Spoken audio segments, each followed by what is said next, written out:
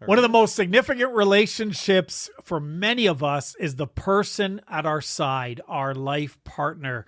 We're going to look at some lessons that we are learning on the journey of living richly as a couple on today's show.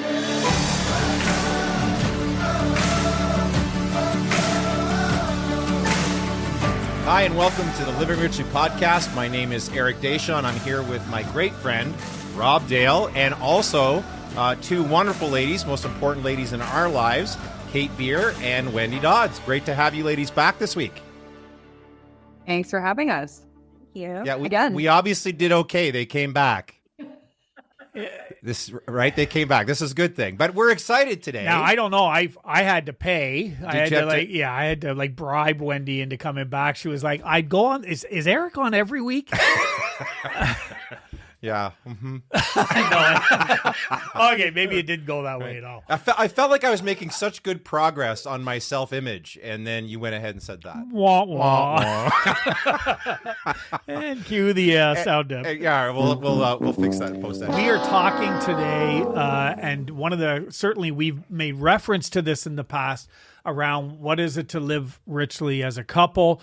We've kind of talked a little bit. We've had some listeners who have asked some questions around the context of this, and I thought what a great conversation to have with Wendy and with Kate is for us to talk about what is it like to live out this model, this experience of your authentic life in a relationship with someone else, and all of what that means and what that involves. So that's what we're going to be talking about today. Yeah, I'm really excited about it because when you think about it, consider some of your probably happiest moments and some of your darkest moments. And usually those moments can be tied in some way to the person or a person or an individual or a relationship. We experience both tremendous wounding in relationships, and I'm convinced that it's also in relationships that we experience some of our most significant healing. And we're going to get to talk about some of that today with some two really beautiful, smart women, and who probably know way more about this stuff than we do. But just to share some lessons, right, that we've been learning along the way about this whole process. So I guess the first question is, what does living richly as a couple mean to you? So, ladies, over to you. What do you think? What are your thoughts? Oh gosh, big question. Okay, so I think I'm just going to throw this out there because I think it's probably one of the biggest things for me is getting comfortable with having uncomfortable conversations. I'm just going to throw it out because I have experienced this. I hear about it all the time. It's so much easier to not have a conversation or not talk about something. It's so much easier to do that than sit down and just get super uncomfortable and have those yucky conversations. So when I think about living richly as a couple, aside from all the wonderful, fluffy, beautiful, romantic things that we think of when we think about having our soulmate, our life partner, it's also about all of the other stuff that a lot of people just don't want to address. And I think for me, a big thing is uncomfortable conversations. Yeah. And I'm going to add to that because I 100% agree with you, Wendy. Shocking as we flow through this.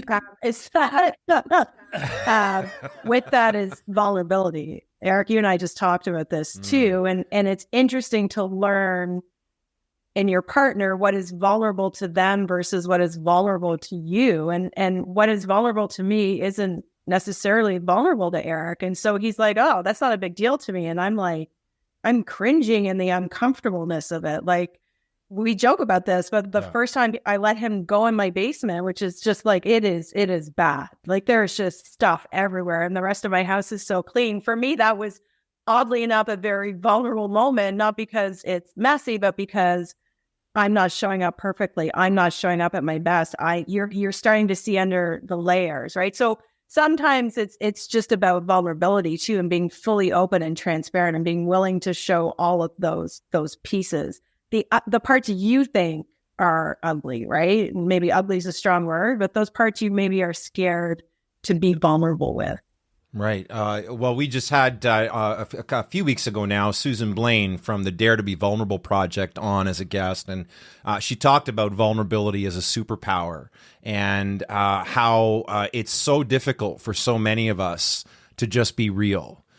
We fear being judged. We fear being criticized. We fear not being enough or falling, not making the grade, right? Not passing the test. And I think to your point, Wendy, when we're able to engage in those uncomfortable conversations, those difficult conversations with someone that fundamentally you trust has your back and who will not judge you or make you feel small or like less of a human when you admit to those vulnerabilities or you demonstrate those vulnerabilities. I know for me, the safe space and the relationship that Kate, you and I have been building together over the last year, I've never had anything like it where I felt I could actually talk about this stuff that as much as I'm a pretty open guy and I've shared an awful lot of my story on this podcast, and now it lives forever in the world of the interweb. But even more intimate, vulnerable things that I've shared that I'm still working through, because I think the Living Richly journey never really ends. I think we're forever healing, and creating a safe space. Like it's a term we often hear. But I don't think it's a reality that many people actually experience, well, even in like couple type relationships. And I love that that's where we are starting here on Living Richly as a let's couple. Just go right into the deep end, shall we? Let's dive right in. Thanks, Wendy. Yeah, we thought like soft serve or anything. We like taking walks in nature. Yeah, we like the dangerous conversations. The all-in girl. Exactly. But I appreciate it so much, and we have tried to be. Our goal with the podcast, with this whole movement, is to be as real and as raw as we can be, and recognize that not every subject and every topic is going to be shared, completely openly. But I remember, and it was a significant moment for me, and it was early in our relationship together, Wendy, where there was a season where I was incredibly busy. There was a bunch of stuff going on. I had a bunch of stress about a number of things, and most of it was work related, with trying to do some things, and there had gone sorry, man. And there had gone a season, a short season, but there was a bit of time there where I was falling into some old traps, some old patterns, I should say, of being so kind of consumed in some stuff and focused on that. And I remember, Wendy, you speaking up one day and just saying, and you were being so vulnerable and transparent, and just saying, I'm feeling hurt and ignored right now. And in my past, I would have gone into all kinds of excuses, and I would have tried to justify, and I would have turned it back on someone. But in this context, I was able to respond just with, "You're right, please forgive me." And which of course she did.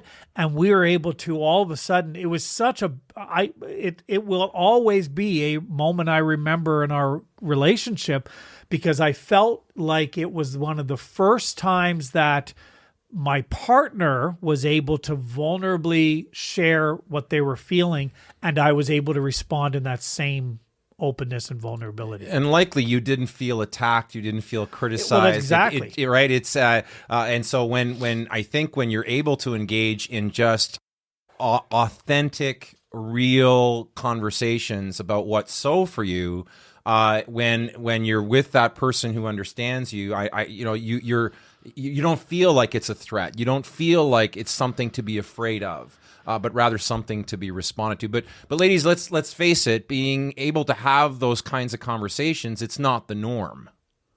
No, I don't think it is the norm. I think most couples don't, and that's an assumption on my part. I know from talking to the women that I know that those types of relationships take work. It's cultivation. You have to build that safety net. We talk about a safe space, and it's, to be clear, it's an emotionally safe space that I'm referring to. It's not a physical safe space. That's a whole other conversation. But that emotionally safe space needs to be built to be able to even slightly get truly, truly close to someone and start to share those deep secrets, those deep moments, those deep feelings. And you can't do that without a safety net. So building that safety net starts with trust, communication, and an openness. And I mean, Rob, I like the way you say that. Is like, I didn't respond the same way I might have before. It's likely also when he's communicating a way that you don't feel like you're being attacked. There's a conversation. It's communication. It's actually having, you're talking to each other, not at each other. And I think there's so much power in that. Absolutely. Yeah, I'll jump in because I absolutely remember that conversation, Rob. And I'll say that was probably one of the hardest conversations I've had to have. And it wasn't that you were doing anything wrong by any means, but it was interesting how we navigated through that conversation where I historically have not ever had conversations like that before. And, when people ask like, well, how do you have that conversation? Well, there's no way to have it other than just having it. And you have to be okay with taking off all of the masks and showing up authentically as you. And it might not come out the right way, or you might, it's going to be messy. And I think the more we embrace that, the easier it becomes over time. Yeah, it's like building muscle, isn't it? It's like at first it can feel awkward, it can feel painful. You might be sore afterwards because, to your point, Wendy, it didn't quite come out the way you'd hoped, and yet you're attempting to communicate what's so for you. But the more that you practice that type of communication and openness and safety with one another, the stronger you become at it, the better you become at it. I remember, Kate, not long ago, you shared something with me, and I went into classic guy try to fix it, right? And only to realize later that's the last thing you needed. But your ability to communicate that to me, and for me to say, what do you need from me? How can I help? And to understand that what you needed from me there was just understanding in that moment. You needed just compassion in that moment and not fix the problem, right? But again, I know it's new for me. It's something that I truly appreciate about our relationship. What are some ways we talk about like that, creating that safe space and how important it is? And obviously that's a connection thing. But from your perspective, either one of you, both of you, what are some things that contribute to building that type of connection or creating that kind of safe space? And what are some of the things that are like major withdrawals from that kind of a space being established or nurtured? Yeah, I'll jump in just because you just gave that recent example that we kind of went through, and it was a hard conversation. And the next day to be able to, like, I know myself, in the heat of a moment, if I'm upset, poor Eric, but I need space, right? So we're communicating around and one of the things I love is you always ask, well, what do you need from me? I've never had that. No one's ever asked me, what do I need in a relationship? So you're like, what do you need from me in those times? And I'm like, fuck, I don't know what I need from you because nobody's ever asked me. So all of a sudden I'm like, oh my God, I know he's going to ask me this question. I need to think about what I need, right? And so us just communicating, like having those conversations for me to be like, I don't know what I need. And you're like, that's okay. Like when you figure it out, let's talk. And then you agree to show up in that way. It takes that friction out for next time. It's not going to be perfect. We're not, nobody's perfect in a couple, but it helps to know, like, if I know what you need in a moment, you know what I need, you can be like, oh, that's what this is about. This has nothing to do with me. Maybe I'm taking something personally. It's something to do with you. And I'm like, is this what's happening? Do you need that? Yeah. Okay, great. And it just kind of takes some of the haze out of it. So the more you talk about it and the more you have those open conversations is when you learn how to better support your person. Yeah. So good. So good. What about for you, Wendy? Yeah, I think it's I know, shocking, just very similar to what Kate was saying. But I'll try to word it in a different way so I sound a little creative. I really think it's about, part of it is recognizing that we have different needs. I mean, let's just call it as it is. Guys are guys and girls are girls, right? And we have different emotional needs, we have different physical needs. And I think when couples start to realize that they don't have to be the same in terms of what their needs are, and the partner not feeling the need to justify or apologize about wanting more or needing more or feeling however they're feeling, and not always feeling, like I said, the need to justify or apologize, but really having that person listen. I mean, Kate, you said it, and so Rob does the same thing, the exact same thing. I feel like you guys probably talked maybe and discussed this when Kate and I are about, because the verbiage was the same, like, but all joking aside, I appreciate that. What do you need from me? And how can I show up for you? And a lot of times I don't have the answers to that, because my mind sometimes is like 5,000 web browsers open all at once. And I don't know what I need. But instead of you taking it personally, you show up for me in the way that I need you to, and that could be just doing those simple things, just letting me have my space. And I think recognizing that as couples, that is okay, that we don't need to have all of the answers figured out, but agreeing as a couple to come back and talk that through. It's so good. And along with that, I think one of the ways that you create safe spaces, and I'll have to explain this. One of the ways that you create safe spaces is through laughter. And by laughter, and I mean, and again, and I know that so true. Yeah, and I know you and you're Kate welcome. will by the way, that. You're welcome, Rob. There's not a lot of laughter you bring. Yeah, you do. You do bring a lot of laughter into my life. But it is something that because if I speak with Wendy, because I absolutely believe that Wendy is in my corner and she is cheering me on and she believes the best for me. I'm able to laugh at myself. We're able to laugh. We some of our favorite jokes and kind of laughing is that subtle teasing of each other. But it's not, in the past, I would tease somebody, but it'd be a biting, almost a bit of a truth to it, right? Right. And I just speaking for myself and how I've shown up in other relationships. In the case with Wendy, because we are such passionately committed and believing in the good in the other person, we're able to have those moments of laughter. We're able to joke around. We're able to kind of just enjoy that. And out of that laughter often comes some incredibly safe conversations. Oh, 100%. I think humor, I think lightheartedness. I think a lot of people in general have just forgotten how to have fun. And if they have fun, it's listen, I'm all for, sometimes we just need to blow off some steam. We just need to distract ourselves. If we've had a really hard week, like we've said it before on the show, you don't have to be healing and growing 100% of the time. That's just not realistic. So sometimes just going out, having a good time, distracting yourself is exactly the right thing to do.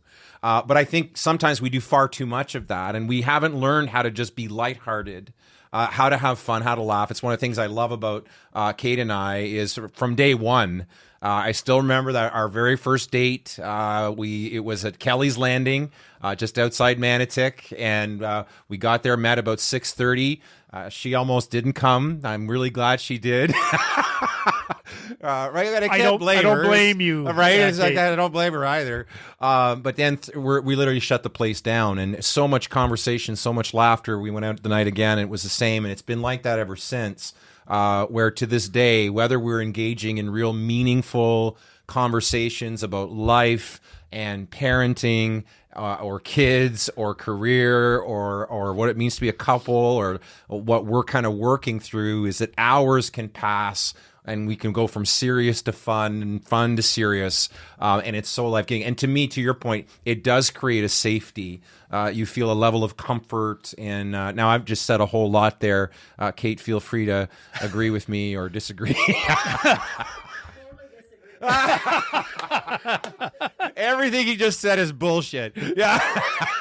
It wasn't Kelly's Landing. It wasn't Kelly's Landing. It was a 2-minute visit. It was McDonald's on fries at half price night. No, I agree wholeheartedly. You and I laugh a lot. I think joy is so needed, and laughter is so needed. And laughter sometimes just breaks the tension too when you're having, there's moments where it's not appropriate. But there are also times where it just eases the tension. And, I would say there's no lack of laughter in our relationship whatsoever. Yeah, so good. So good. When we talk about, again, the things that create safe space, create a strong sense of connection, what are some, again, our listeners have heard so much from Rob and I, and like I said, most of the time when we've answered relationship questions, it's been from a different perspective, and from our perspective as two white guys, right? Like, but from your perspective, what are some of those other elements or ingredients or dynamics that are really meaningful to you in creating a safe space and building and nurturing a rich connection? Yeah, I'll jump in to start. I think one of the big things for us is knowing when to protect your partner, but also knowing when to encourage them. And I love this about Rob. And speaking, and I'm still on my mindset journey, and being able to be very vulnerable with him about that has been a huge help for me. And I know that my mind listens to everything I tell it, but subconsciously I forget that. And so Rob just finds this wonderful balance at helping me be able to, protect me when I need protection, but also encouraging me to let go of those scripts. And that's been very difficult for me to do on my own. And I'm a highly independent woman. So for me to let down some of those barriers and some of those walls to allow him to help me with that, I think has really helped develop our connection. It's almost like, I guess the best analogy I can use is learning to build, like when we started seeing each other, we had the conversation around how can we build our foundation on bricks rather than on sand? What are the things that are going to help us continue to grow? And what are the things that, I need help with and I need support with? I need you to protect me, but I also need you to encourage me, and vice versa.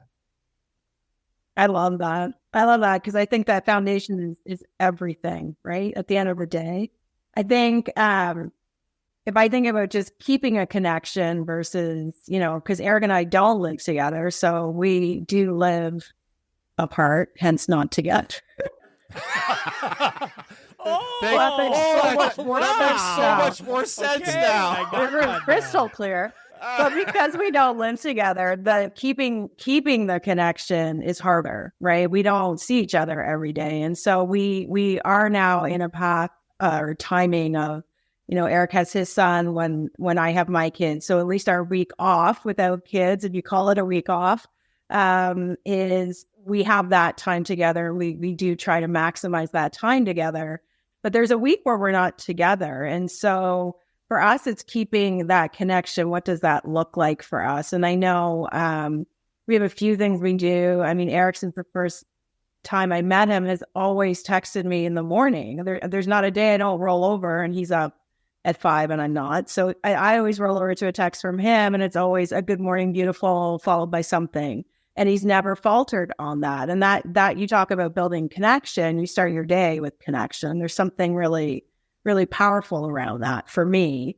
And we do dinner one night a week when I have my kids. And like, for me, that was a big deal because for 8 years or 7 years at that time, when I had them, I had never left them because I only have them 50% of the time. So that was a lot for me. And Eric recognized that was a lot for me to give up sort of 2 hours of my night to not be with my kids.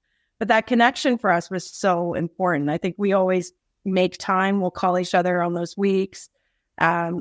You've recently met my kids and are spending more time here. So we're navigating that, which is a whole other dynamic that's starting. But Eric's spending more time here. But I think making the connection a priority, or prioritizing the relationship and ensuring we're chatting and we feel connected is as important as how you connect. Yeah. I think it's the little things. And I love, Kate, that you mentioned the text thing, because for a lot of people, that's we don't think about it. It becomes so, and for Rob and I, who do live together, it's interesting how our dynamics are the same, but also different in some ways. You guys, when you're apart for a week, you focus on that connection when you're apart. For us, living together, it can be very easy to fall into that mundane habit of get up, go to work, like do the things, right? And so for Rob, coming and bringing me a cup of tea in the morning, and it's interesting as we kind of move the conversation into like, what are the rituals? That's one of our rituals. And I've never had that before. And it's such a sacred ritual that we just value and cherish. And I think it's those little things, like when Eric is texting you good morning, or when Rob's bringing me my tea. A lot of people think it's the big things, but it's so not. It's always the little things that just mean so much more on protecting and developing that connection. I appreciate the fact that Eric also texts me every morning and says good morning. No, I don't. I hope it's not good morning, beautiful. No, it's not. It's not that for sure. No. I and it is interesting because. But I do love you, brother. I know, and I love you too, brother. All right, and we also, Wendy, you mentioned that ritual in the morning. It again, all of this takes work, and so perfect example of that is this morning. We're up early. I'm leaving my house early to come here to do our recording. Wendy was up early because she's got a class that she's leading early in the morning. We will figure out what time do we need to leave the house. So therefore, then what time do we need to get out of bed? But then we will then set our alarms earlier so that we can have that cup of coffee and for Wendy, the cup of tea in bed together before we need to get moving. So we know we're going to put in an extra 15, 20 minutes earlier than we need to be. And there's some mornings, this morning was a great example. That alarm went off and both of us were like, fuck, right? But it wasn't hit the snooze button and just sleep. It was, no, we're going to grab, one of us gets up, grabs coffee and tea, comes back to bed, and we just sit and have that time. And then, of course, the dog jumps on the bed at that point, but we're that moment together is a ritual that starts our day with connection. Well, I love, again, how both of you, and you're just reaffirming it, Rob, but both of you mentioned it's not that we often think it's the big things, right? And yet, on the previous episode we shot with you guys last week, we talked about those micro moments of courage, those micro evolutions. And I think whether it's building your own best life in terms of being your best self, your most authentic self, again, a lot of folks think it's a swing for the fences type approach. And that actually often backfires. All the research shows that often when you set the bar too high, too fast, it's actually demotivating. Yeah. And this is why most people throw in the towel when they're barely even taking a few steps, because they're already not feeling great about themselves. And now they set these massive goals. Now they're failing at that too. And it's just like, oh, add that to the checklist. And it just saps all confidence and joy out of the process. Well, I think it's the same with any two people trying to build a meaningful relationship. Yeah, there will be big moments, right? Like there will be those big moments, and those are celebrated.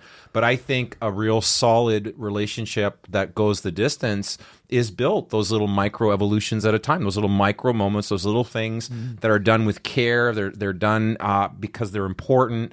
They're done. They carry a message, right? For me, I never want Kate to doubt that she's the first person on my mind every morning when I first wake up, and how important she is to me, no matter how busy my day is about to be. As I head into it, that she matters more to me than anything else. And and the cup, I do the cup of coffee. We're not big tea drinkers, but when I can, I also bring her the cup of coffee. Yeah. But. Well, and if I can kind of now bookend it, we end our day with another ritual.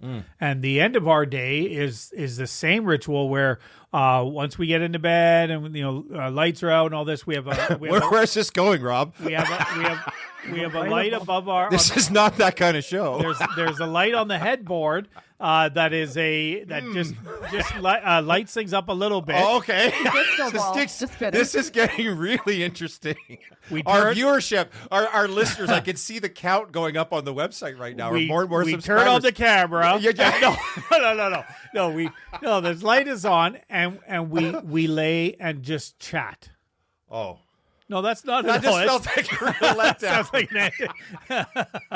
I was going to say it's anticlimactic. Oh, it's Steve. Help us out on this one. Steve. No. Steve left the room about 5 minutes ago. It is one of the most intimate acts where we have this time of, we look into each other's eyes and we talk. And we share about our day, or we share about nothing. It can be the most meaningless thing. It can be, sometimes it's 30 seconds because we're exhausted. Sometimes it's 15, 20 minutes of just, but it's talking about our day, talking about just moments, experiencing that together. It is absolutely a highlight. And sometimes one of us is away because of work, where we're traveling or whatever. It is the thing that I miss the most with Wendy's, let's say, away with work. And when I go to bed at night, that's the moment that I miss the most, is that ending the day together in that moment. That's usually when you're texting me.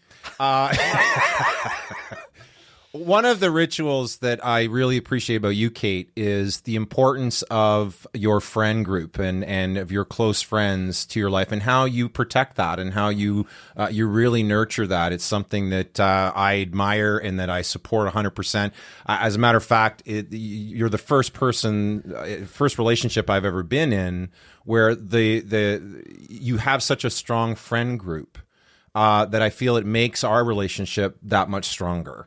Right? Can you talk to the importance of that for you? Because I think it's often undervalued. I'm not sure if you're comfortable, but the importance of your friend group. I'm more than comfortable. Absolutely. My friend group they're an extension of my family. Without these women in my life, I would not be here. I wouldn't be the person I am today. I think it allows me sometimes to talk to them about what's happening with us, or was that a me thing, or is that a guy thing? Help me.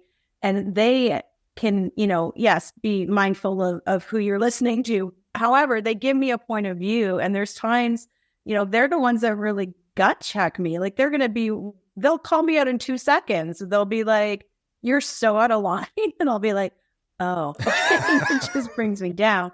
But they're my confidants. They're the women I call when I'm in crisis. They're the women who have been by my side for 20 years. They are so incredibly important to me, and they are so critical to every element of my life. They have co-parented my kids indirectly. They've been involved in all my relationships.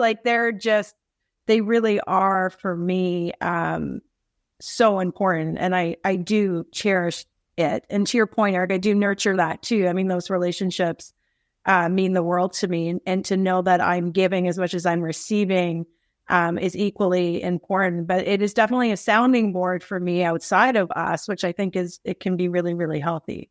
I just think so many relationships, I think what can happen or develop over time is between two people, so much expectation starts to grow on one other person to meet all of those social relationship community type needs. And I don't think any two people can actually carry that kind of weight for each other, right? It's too much. And so I think part of the conversation is what's the extended circle? What are those concentric circles in one's life? I think it takes, I believe one of you said it last week, it takes a village, right? I think it was you, Wendy, who said that. And I think it's true. I think nurturing important relationships outside, like friendships outside of our immediate romantic love relationship is absolutely crucial, right? Yeah, absolutely. Wendy, you want to jump in on that? No. No, I think Kate brings up wonderful points in regards to, and it's probably a little different for guys, but as women, we can be very needy around what we need in terms of just that emotional support with friends. Now, it's interesting because my friend circle has completely shifted. I don't want to say completely shifted. It has shifted tremendously, particularly over the last few years, and especially after my separation. It's been very interesting as my path continues to grow and change. finding new growth and new friendships with people who were on the same journey as me. Oh, yeah. Because there was not a lot of people in my life before. And I think this is a testament to it's okay to grow and it's okay to change. And we're not always going to be on the same path all of the time. And so nurturing those friendships for me now, just as important as what Kate mentioned for all of those reasons, it's just a little bit different because for a lot of these people, I haven't known them for 20 years, right? So I think at different times, women need different things at different times, but I think that is critical to us. And Eric, you mentioned it. We sometimes, especially when you're in a newer relationship, you're so excited and you're so caught up with all of the wonderful things that a lot of the other stuff sometimes falls to the wayside. Hobbies that we like, you know, our friends, all of those kinds of things, which it's something that you want to continue to nurture over the years. And that's one thing I love about Rob is he's always my biggest cheerleader when I need my me time or when I want to go out for a run by myself or when I want to see my friends for dinner. There's never any guilt or any feeling of, you know, okay, well, guess I'll be here when you come back, you know, kind of thing. I mean, I'm sure he is, but, you know, but just very much supporting that other side of me that I need in my life as well. Yeah, I think it's so good. What I am struggling with right now is just trying to picture you with a big set of pom-poms as the biggest cheerleader. I do. We have teased you about this, though. You do look like Spartacat, right? No. Okay, he's not. Yes. All right. Yes. Fine. Wagga, wagga, wagga. All right. That's you feel Fozzie better? Bear. I know That's it is. Fozzie yes. Bear. That's not I was just Spartacat. giving you that one at the same Right. time. And thank you, Wendy, for that. And I appreciate you going ahead and adding some more thoughts, even after saying that you would not. I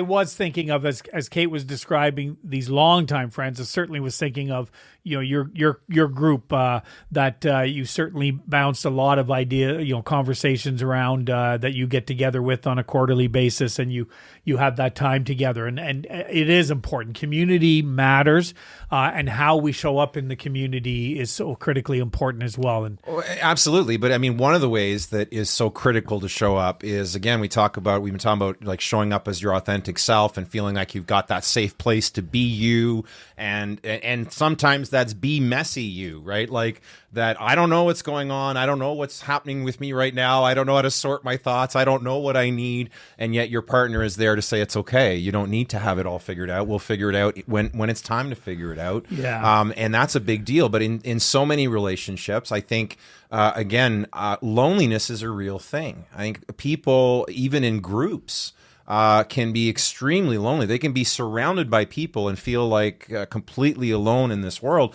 And I think when romantic relationships begin to form and a relationship begins to build, it's so easy, rather than be our true self, to actually go the exact opposite way, because we perhaps have felt so alone and have felt like right, that we've been missing that in our lives, that it's easy for people to then become someone else, become what they think the other person wants them to be. True. And we just talked about this on a recent show. So then, we put up a false self, a false front, because we think that's what the other person wants. They're probably thinking something very similar, so they're putting up a false front. And what's a relationship being built around? Falsehood.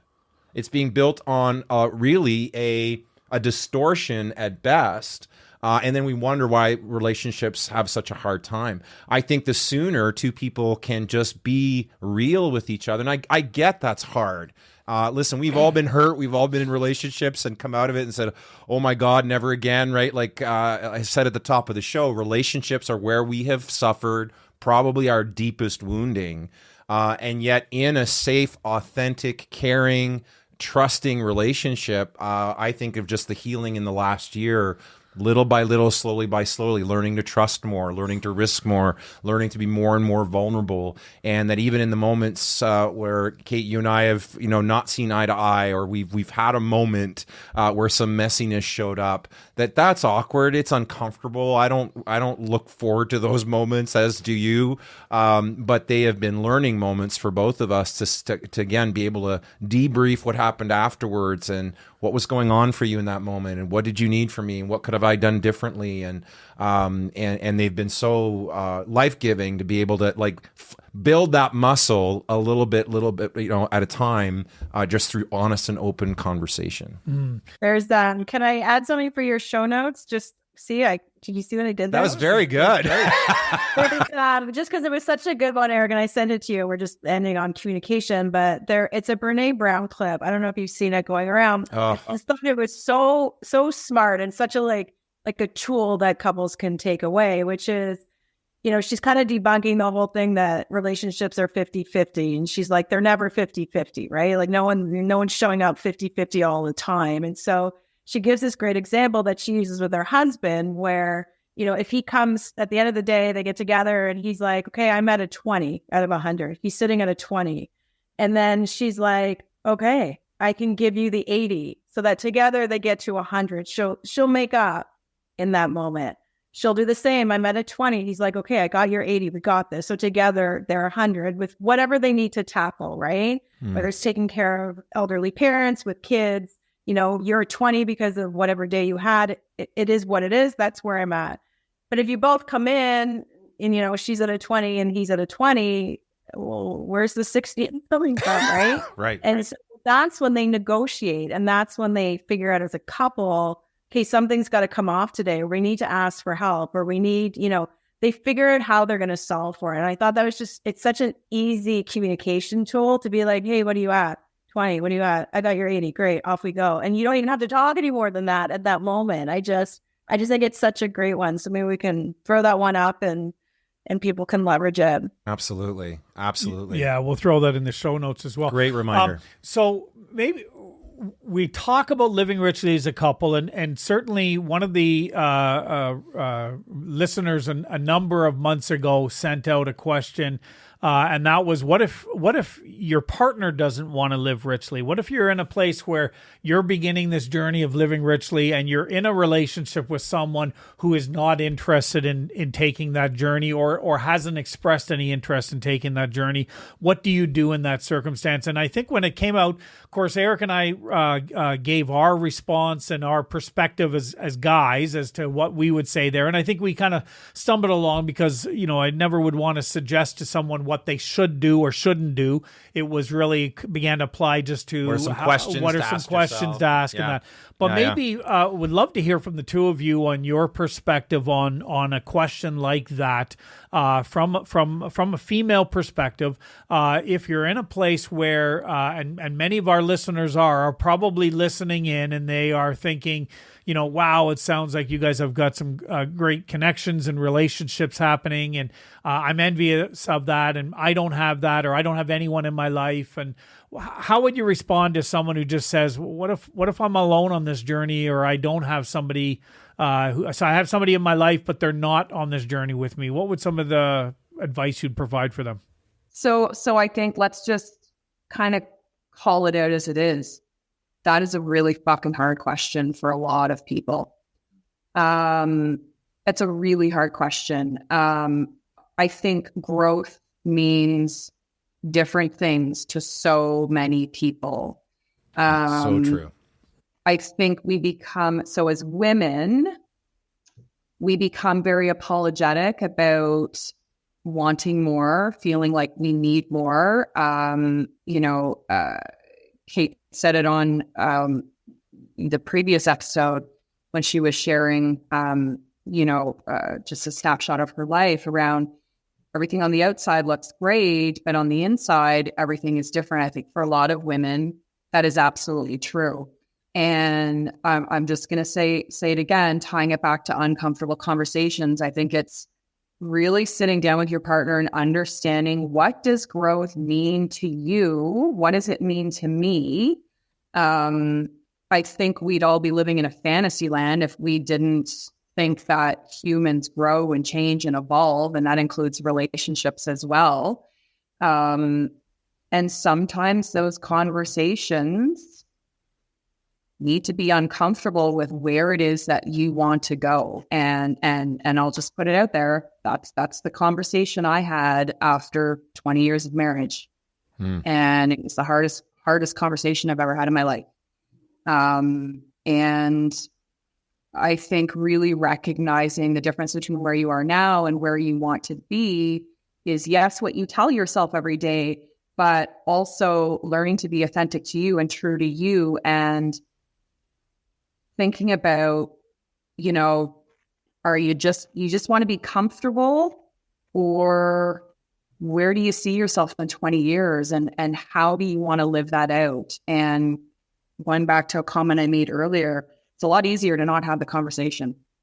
It's a lot easier to settle. Yeah. And I'm not suggesting anybody do anything in regards to, the decisions that I made, but I think it really does come down to understanding what growth means to your partner, really becoming crystal clear on that, and listening to each other with an open mind, not feeling the need to justify or apologize or anything like that.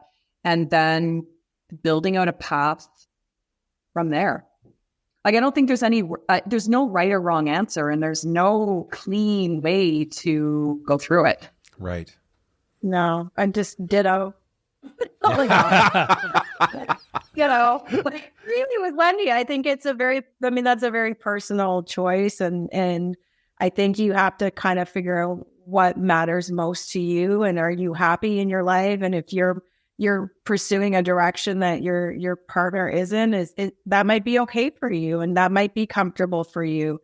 If you want someone who's sort of on the same journey as you, then you're less comfortable, and that's when you have those uncomfortable conversations. I think it's a very personal journey, and I think it's different. Like Wendy said, for everyone, I think it shows up differently.